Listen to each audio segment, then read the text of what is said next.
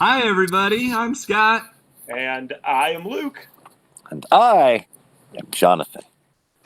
And this is the No Way to Hollywood podcast. Thanks for joining us. We are very grateful for your watchage. All 6 of you, 9 of you, 8, 2, we don't know. All of you. You are important to us. All of you in the single digits, you're our original fans. If we ever make it big, we will still refer to our first 6 and 8, 9 fans. I think we have a shout out tonight, actually.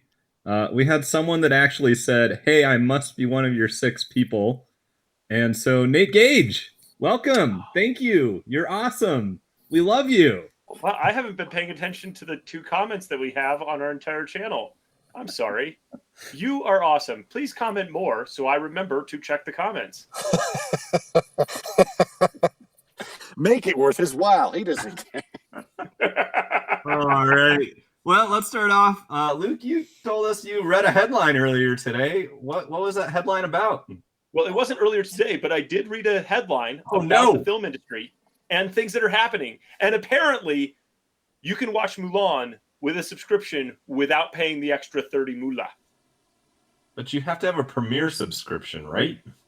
Well, I have no idea. I didn't read that far. I just saw a headline like it's not going to be an extra 30. And I was like, hey, that sounds like, something that we should probably bring up, considering that we talked about that before. Give me a minute. I'm going to verify this right now. Trust but verify. Good job. I believe you have to have a Premiere account, which is probably an extra like $3 to $5 a month, which ends up over 12 months being how much money? 60. Yeah. So they just made double their money by doing this. That is most excellent. Consider this. The Greatest Showman's on there now. Huh. Interesting. Consider this, though.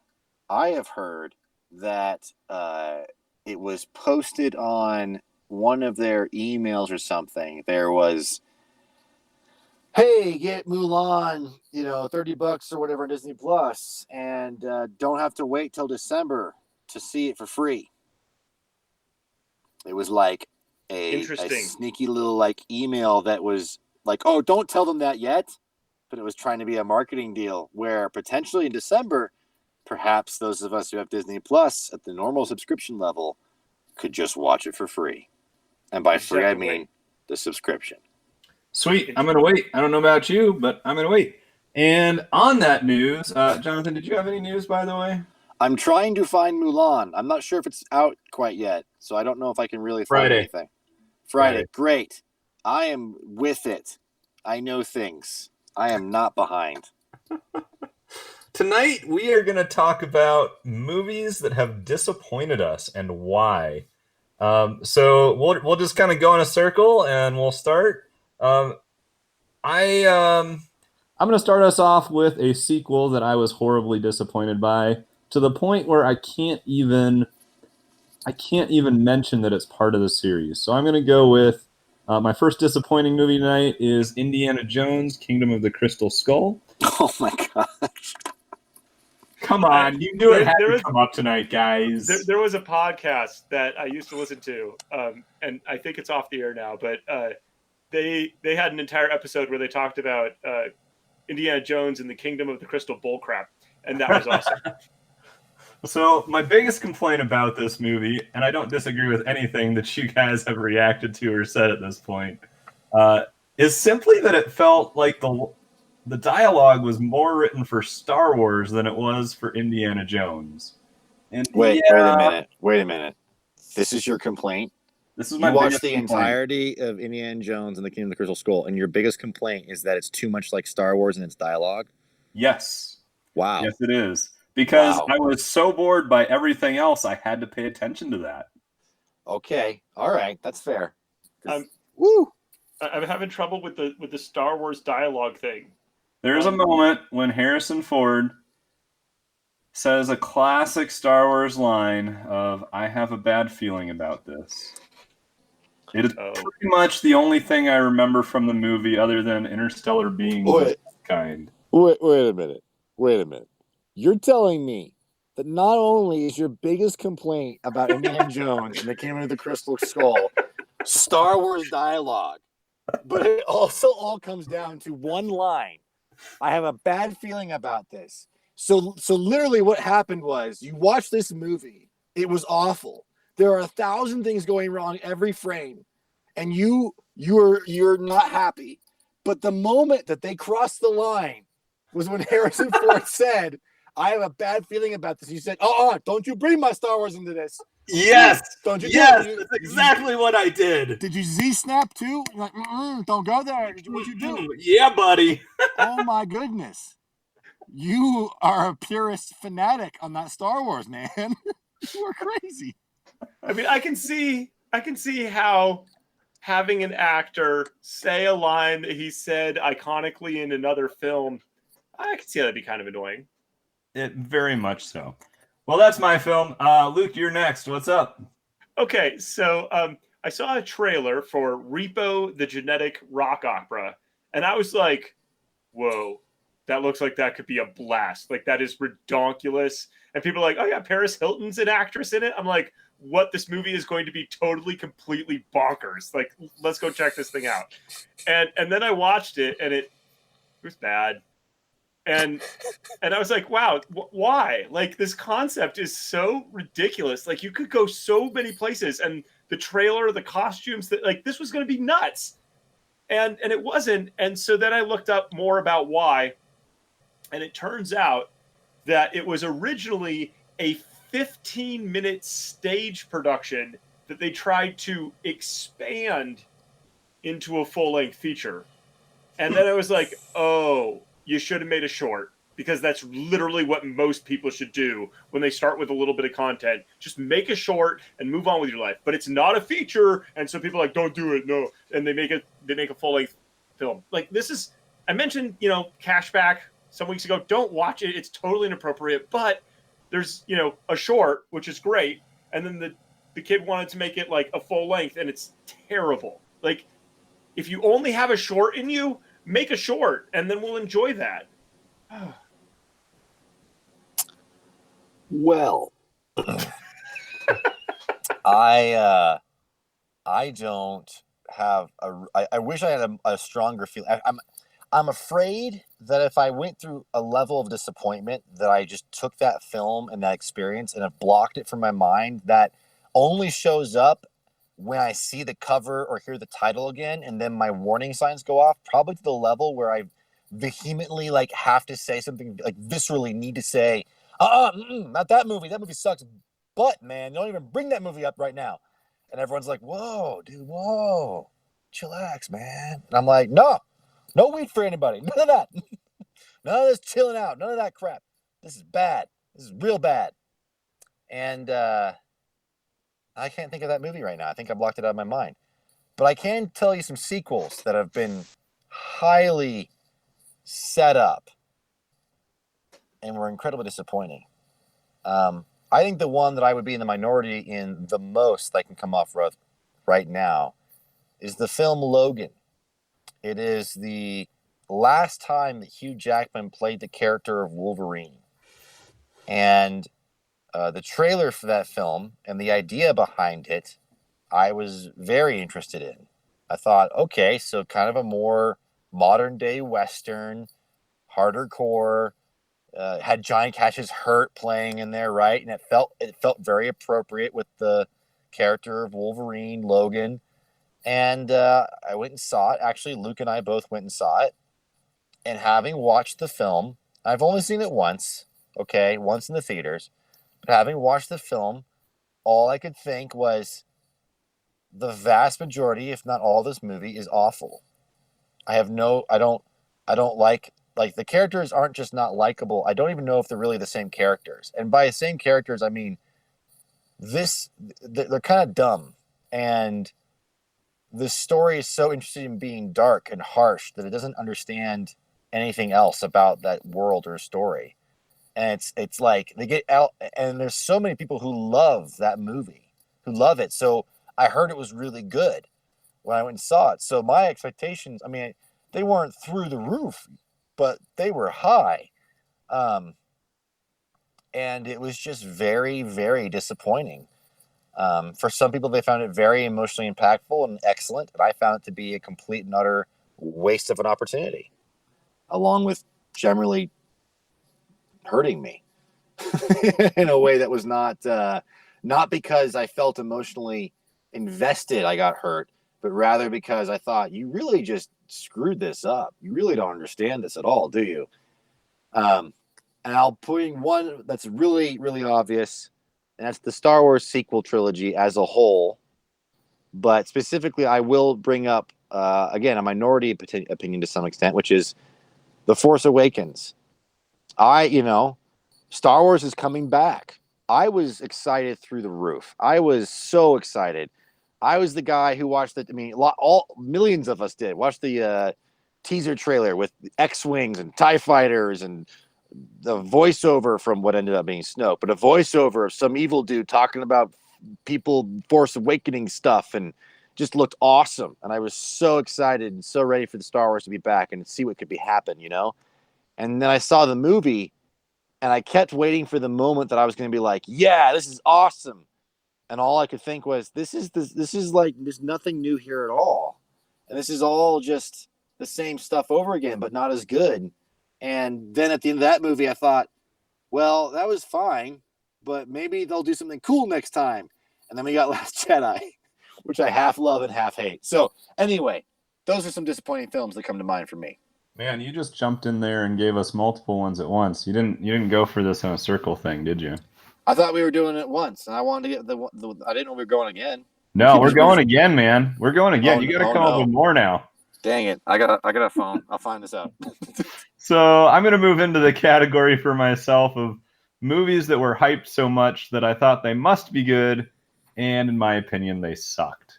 This also tends to be the category of movies that end up being nominated for awards and/or winning them and shouldn't have. So my top choice in this category is a movie called The Shape of Water, which actually won the Academy Award a few years ago. The one thing this movie had going for it, this movie had a great concept. It had some interesting characters, and ultimately I got into some of the characters, and I'm realizing in a lot of sense, most of these characters aren't good, even the characters they want me to like, right? And then in the end, they had this great ending that I was like, oh, well, this is the only way they could have ended this. This is a perfect, oh, wait, no, let's go to a typical Hollywood ending, and the world will be a happy place all over again. It was a sellout movie. It did not do a good job. I hated the ending. And ultimately, I hate the characters more because of the ending. Luke? Yeah. Yeah, Logan, bad. Okay, yeah, now I'm stuck on all these movies that just were not very good. But true disappointments.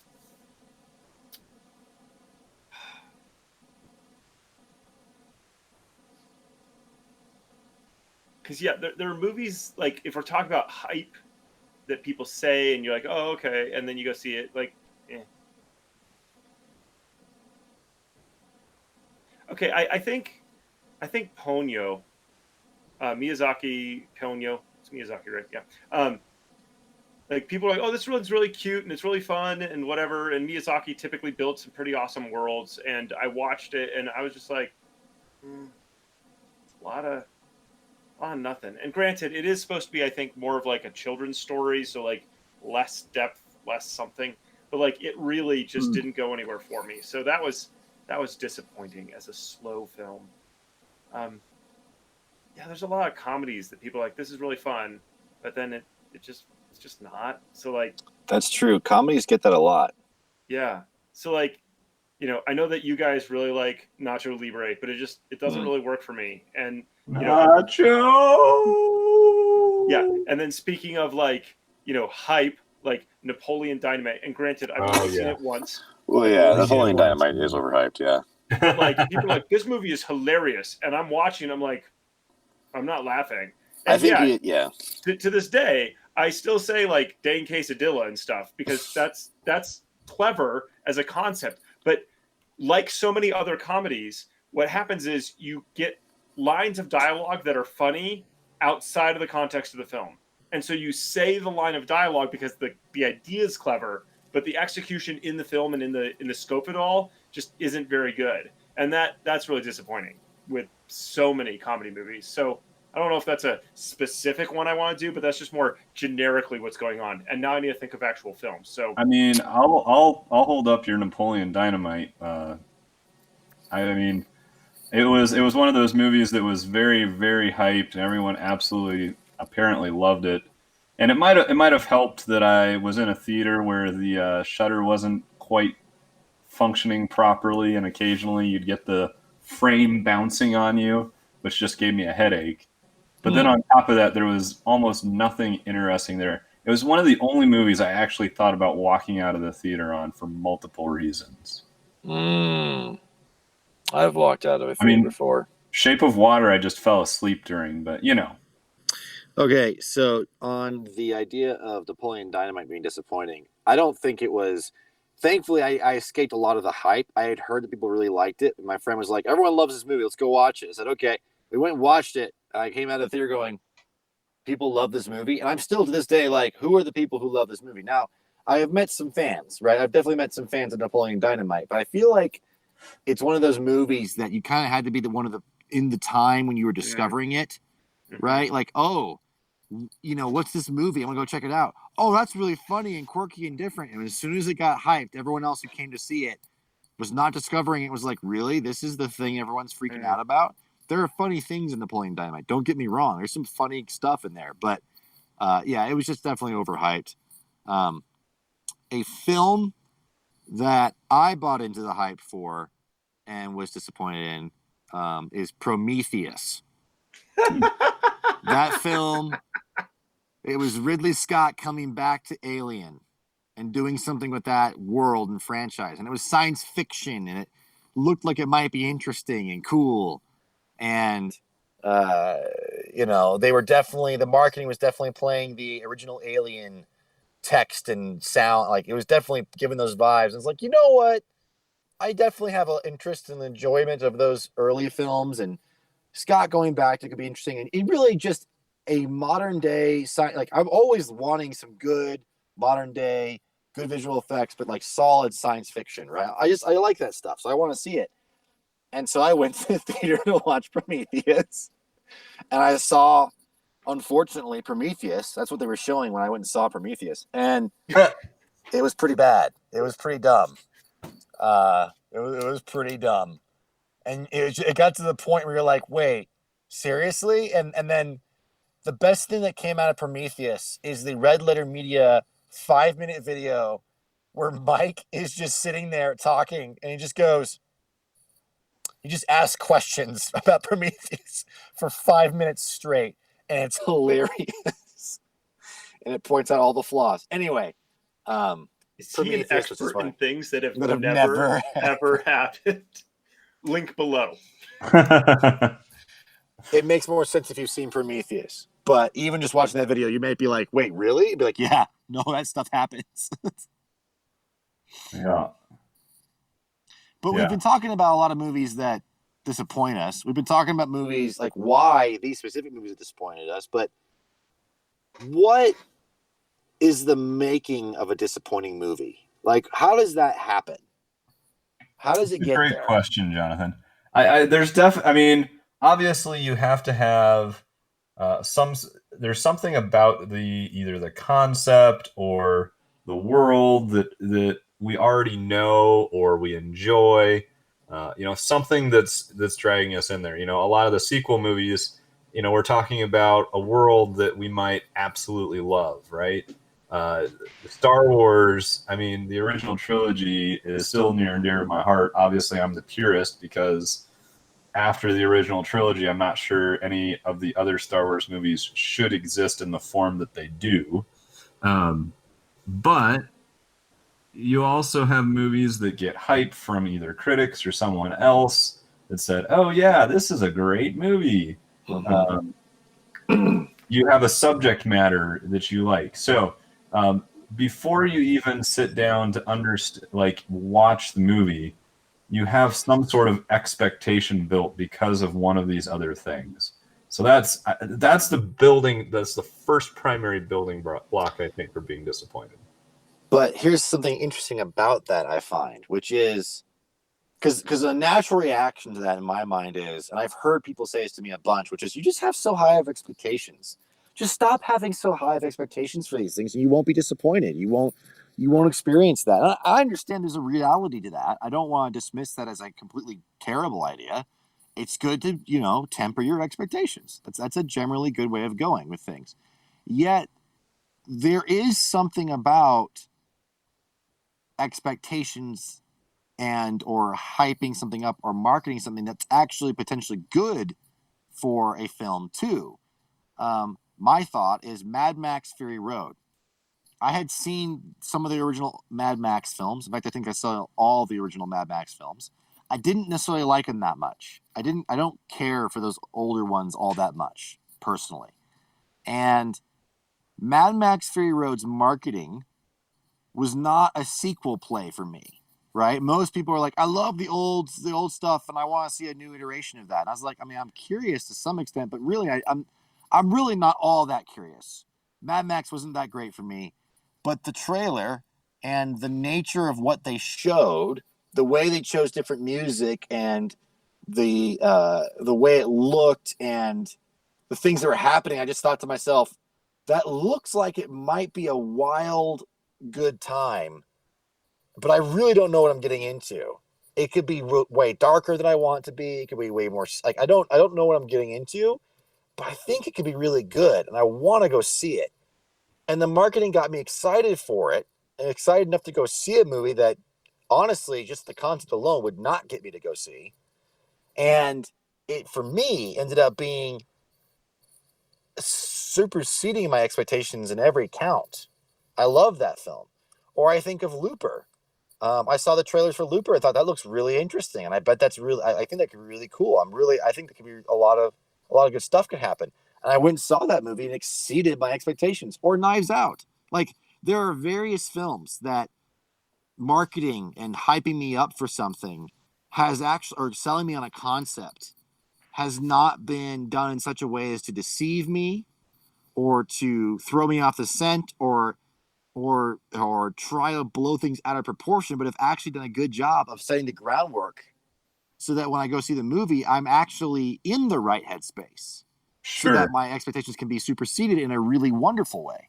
Well, I think there's some other movies that I might kind of throw into a similar category where, for whatever reason, the marketing had me interested in it, but it also set my expectations in a certain way. So, Right. a movie like Hobbs and Shaw, spin-off from Fast and the Furious, like, what am I expecting going into that movie? I'm expecting some pretty cool action sequences, probably some things that defy gravity and physics, and maybe some characters that have some like tension in it, and they end up with this whole concept of family, which is back to the original Fast and Furious movie, and ultimately it delivered, right?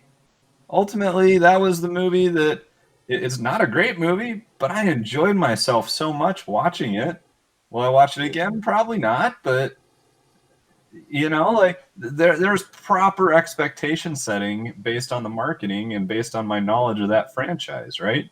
So it ends up not being a bad movie. It ends up being a pretty decent movie. Well, okay, and I like the idea of the, setting expectations and like because those weren't met, you didn't enjoy the movie and it was kind of disappointing. And I think there's something to that. There's something definitely to that. But there is another factor for me for the disappointment. And I think it's that not so much necessarily that like I went in wanting a specific thing and I didn't get it. And so my expectations were dashed and now I'm sad. But I think it also happens when I see what could have been and the filmmakers didn't. And they couldn't get there, or the studio broke it, or I don't even care necessarily what the specific reason is, although that can be very telling as to what went on in the movie itself. But there's something about seeing what the movie should have been. It's not even about my expectations were set wrong. It's just this movie could have or should have been better, and it wasn't for reasons, and very legit reasons, because filmmaking is stinking hard to do. But yeah, like I want more, and it's not, my expectation was here, and like I couldn't, they couldn't get there. It's more that like this movie should have done something, and it didn't. And I understand, like I tend to agree with you. And I understand that that could be very personal, and especially when you get a big franchise like, for instance, Star Wars, right? How much fan fiction has there been written about Star Wars? How much of it goes on in your own mind as a fan before, in 30 years or whatever since the last movies come out that you've been thinking about? So everyone knew that going into a franchise like that you've got so many expectations that you can't meet all, right? Mm-hmm. But I also agree that there is something about, well, if you set things up, if you go certain directions, you got to pay things off, or you've got to explain, you got to not even explain, but having an intentionality and a thoughtfulness to your story generally, I believe, wins out over everything else. And in the case of Star Wars, I think it's a great example of how that was essentially abandoned for whatever set of reasons, and it went really poorly for them, although they still made all the money. And there's also something about marketing and trailers, right? Where the trailer maker, whoever makes a trailer, is telling you what the movie is going to be. They are telling you the story, the characters. They are telling you the vibe of what's this going to feel like, whether it's through music and yes, they are using images from the film. Obviously, they can't just pull random stuff out, but they can add things. They can detract things. They can shift a mood. I mean, editing is a very powerful thing. So even though you shoot a movie one way, if you edit it in a really quickly with a different song that might be used ever in a style that it's never used, like I think of Gangsters of L.A. or some movie with Ryan Gosling and Josh Brolin, and I think, what's her name? She was in La La Land. Stone? Emma Stone, yes. That movie had a song that was kind of poppy with it in the trailer, and it had this vibe of kind of almost Baz Luhrmann where maybe we'll go a little anachronistic and give you pop music with modern day pop music with this sort of LA gangster thing happening in the 20s, and we'll play around and make it kind of fun. And I saw the movie, and all I could think was, you played this incredibly straight, and there's nothing anachronistic or fun about this movie at all. It's completely different than what I expected. And that's, whose fault is that? I don't blame the filmmakers. I don't. I blame the marketing team. And I think that happens an incredible amount of times. Yeah, where I know that people hate The Village because they're like, it's going to be this movie and it's Shyamalan, and then wait, what movie am I watching? And I happen to think that's one of my favorite films of his. And I get that there are problems with it. I totally understand that. But I really like the beauty of several elements of that scene. There's several scenes that really they worked for me because you've been building, because you've been doing this. But it's not the same kind of movie as, say, Unbreakable, which is excellent, right? But at least it's not, the last one. All right, guys, we've come to that time that we have now shot down so many movies. We better recommend something for everyone to go out and see themselves. What do you guys got for me tonight? I recommend that you do not see Prometheus. I do recommend you do not see Star Wars: Scout. Other way around. Oh.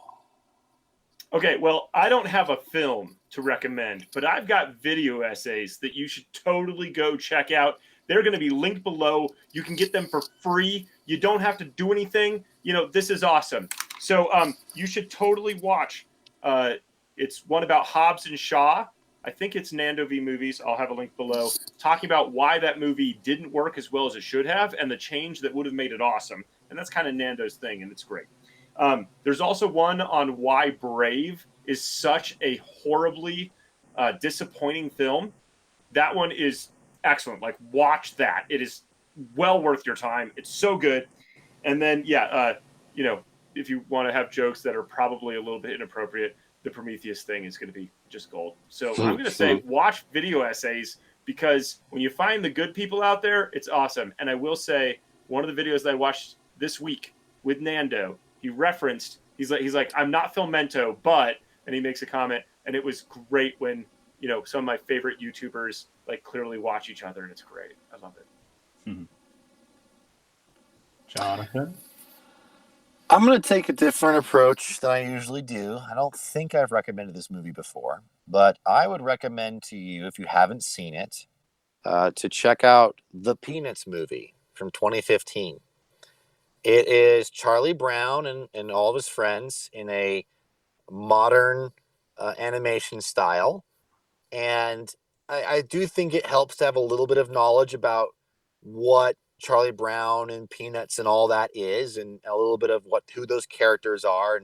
And most people I know have at least some experience with that. So you probably have some experience with it. But if you don't, you know, go watch, you know, one of the holiday special Peanuts special sort of things, or get an idea of what Charlie Brown is all about, and then watch the Peanuts movie. It comes to my mind, I think, in part for two things.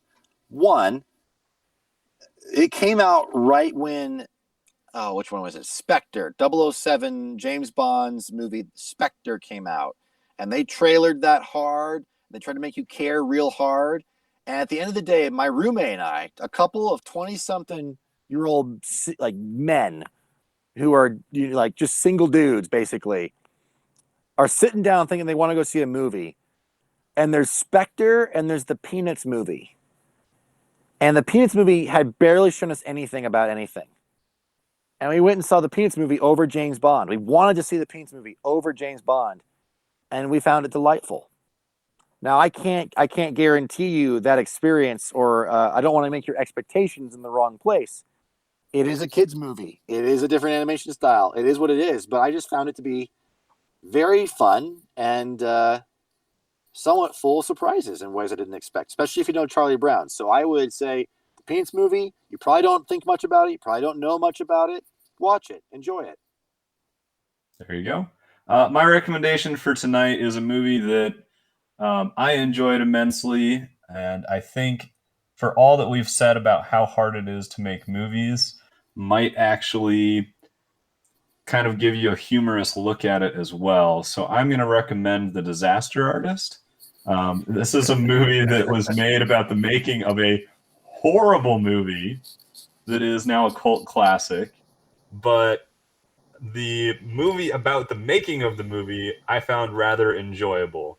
There's some great characters in there, and they do a good job of bringing out the emotions and making you feel like you're getting to know these. You've got some pretty big names in there that are playing these characters, and ultimately it's an interesting look at making a movie.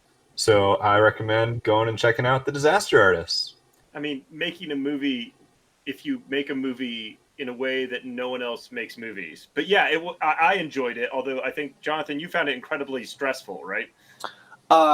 It was uncomfortable. There's a kind of comedy, an awkward kind of comedy that sometimes I find enjoyable, and other times I find, sure, stressful, or I just don't enjoy it. I'm uncomfortable, just like every other character is supposed to be in that movie, and I don't find it humorous. And it definitely goes there. I also think it's overlong, and I think you have to have a lot of special knowledge to really appreciate the movie at all. But that's just me.